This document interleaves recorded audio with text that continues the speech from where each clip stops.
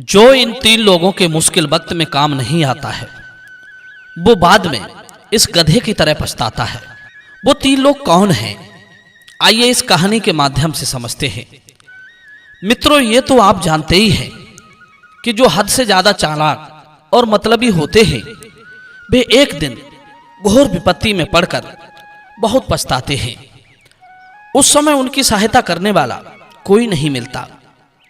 मित्रों, इस संसार का एक नियम है, यदि तुम किसी का सहारा बनोगे, मुश्किल वक्त में काम आओगे, तभी कोई आपके काम आ सकता है। जब आप निस्वार्थ भाव से किसी की सहायता करते हैं, तब आपकी मदद के लिए भी सैकड़ों लोग आगे आ जाते हैं।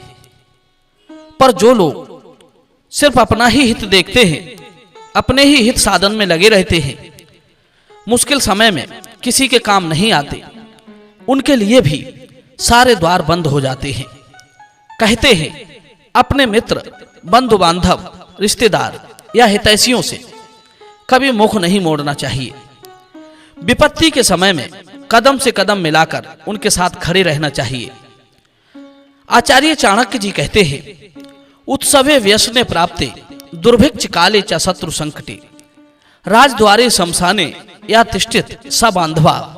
अर्थात उत्सव के समय बुरी संगत, बुरी लत में पड़ जाने पर, गरीबी लाचारी आ जाने पर, किसी रोग या बीमारी से पीड़ित होने पर, शत्रु के द्वारा संकट खड़ा होने पर, राज दरबार में कोई केस या मुकदमा लगने पर, शमशान में आपके किसी प्रिय की मृत्यु होने पर, जो आपके साथ रहता है, आपके साथ चलता है, आपको धैर्य बंधाता है, वही आपका सच्चा बंधु बांधव है। आपके बुरे वक्त में आपका साथ ना छोड़ने वाला व्यक्ति ही आपका सच्चा हितैषी है।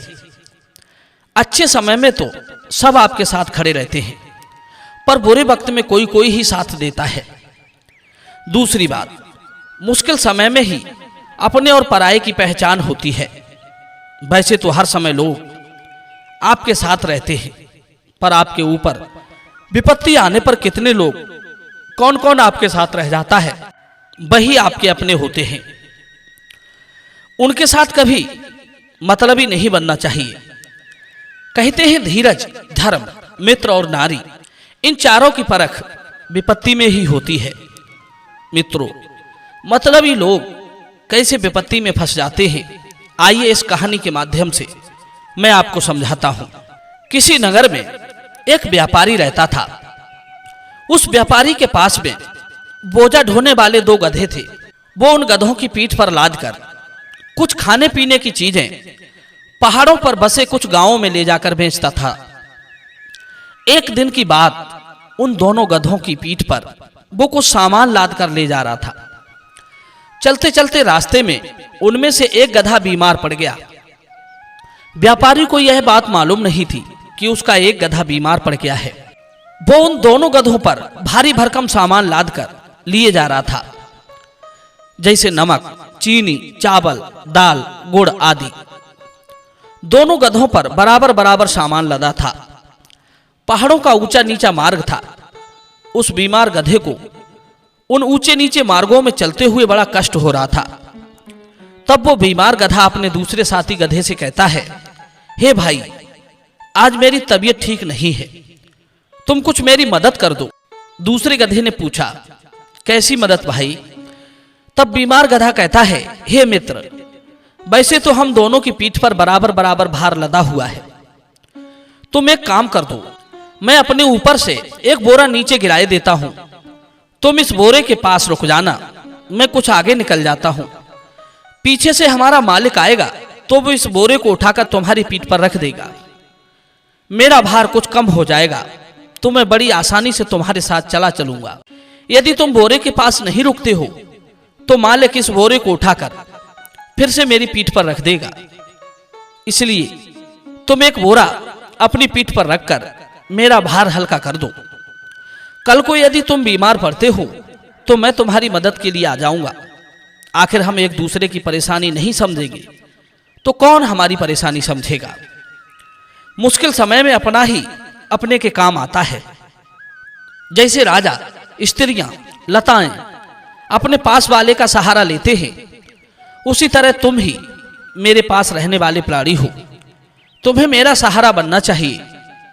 प्रिय बंधु, तब दूसरा गधा बोला, हे मित्र, तुम्हारी मदद करके भला मुझे क्या लाभ होगा? मेरे ऊपर एक बोरी का भार और लद जाएगा। मैं तुम्हारा भार ढोने के लिए भला क्यों खड़ा रहूं? मेरी पीठ पर क्या पहले से कम भार लदा है? मेरी बात कान खोलकर सुन लो। मैं तो सिर्फ अपने हिस्से का ही भार ढोऊंगा। अपना अपना भार ढो। कल को मैं बीमार पड़ जाऊं तो तुम मेरी मदद मत करना।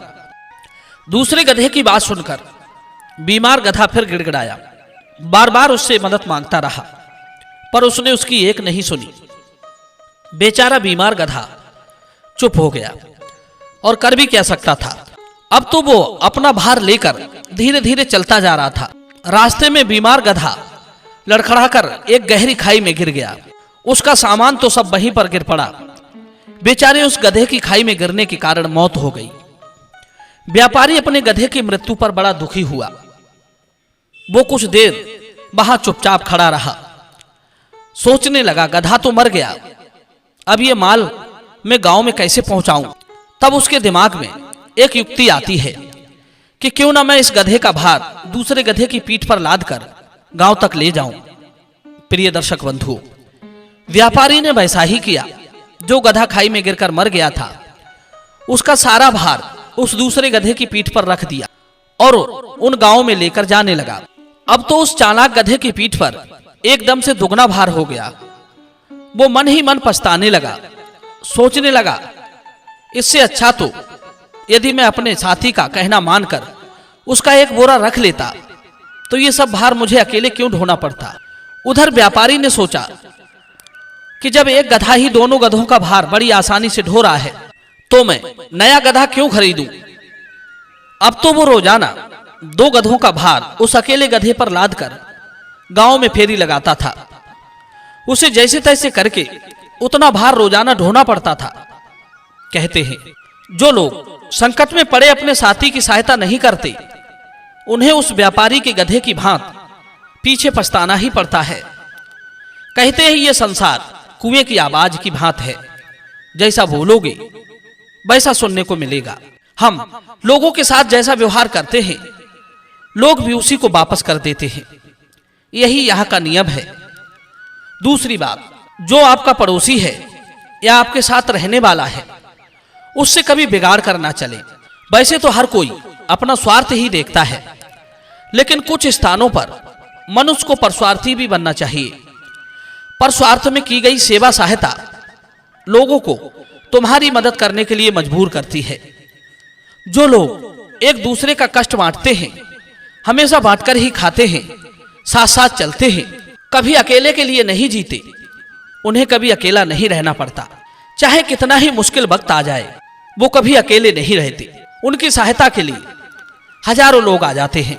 और एक बात आपने देखी होगी, कौवा कुछ लेता नहीं, कोयल कुछ देती नहीं।